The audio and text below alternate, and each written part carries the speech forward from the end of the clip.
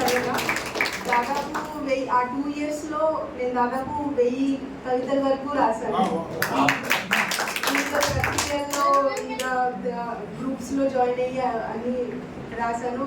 ఒక 10-12 వరకు బిరుదులు అవార్డ్స్ వచ్చాయి. ఇంకా దాదాపు ఒక 100 పైన సర్టిఫికేట్స్ అన్నీ వచ్చాయి. ఆ టైం దొరికిన టైం నిజంగా ఒక మెమరబుల్. నాకు తెలీదు నేను ఇంత బాగా రాస్తాను, రాయగలను, నాలో థాట్స్ ఉన్నాయి కానీ రాస్తానో లేదో నాకు తెలీదు. మా వారు అప్పుడప్పుడు రాస్తున్నప్పుడు కొంచెం హెల్ప్ చేసేదాన్ని. వారిని ఇన్స్పిరేషన్గా తీసుకొని నేను స్టార్ట్ చేయడం మొదలు పెట్టాను. అలా రాస్తూ పొద్దు బాగా ఏమో రాయాలని నాకు సాటిస్ఫాక్షన్ అనిపించింది. ఎందుకంటే ఏ థాట్స్ ఉన్నా కానీ చెప్పే థాట్స్ అన్నీ చక్కగా కవితల రూపంలో రాస్తే మనకి రిలీఫ్గా ఉంటుంది, ప్లస్ హ్యాపీగా ఉంటుంది, కాన్ఫిడెన్స్ బిల్డ్ అవుతుంది. దానివల్ల నాకు డైలీలో చాలా రిలీఫ్గా అనిపిస్తుంది. వచ్చే డైలీ ఉన్న స్ట్రెస్ కానీ ఏమన్నా థాట్స్, హ్యాపీ థాట్స్ కానీ ఆ కవిత రూపంలో రాయడం. ఇదండి నా ఇంట్రడక్షన్. నా శీర్షిక బడిపోయాను. బుక్స్ ఇప్పుడు అందరూ చదవడం మానేశారు, దాని గురించి చిన్న థాట్ వచ్చింది, రాశాను.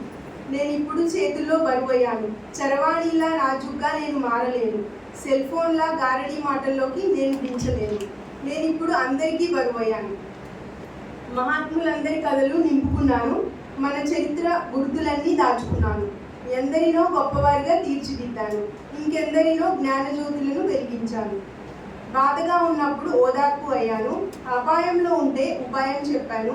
అయోమయంలో ఉన్నప్పుడు ఆత్మస్థైర్యం నింపాను. మిత్రుడిలా మారి కబుర్లెన్నో చెప్పాను. సాంకేతికత పేరుతో అందరికీ అన్నీ అందించారు, కానీ నన్ను అందరికీ దూరం చేశారు. మారుతున్న కాలంలోనూ నేను కాలగమనంలో లేను. ఇలాగే సాగిపోతుంటే నేను మ్యూజియంలో గుర్తుగానే మిగిలేను. నేను ఇప్పుడు అందరి చేతుల్లో బడిపోయాను. ధన్యవాదాలండి అవకాశం.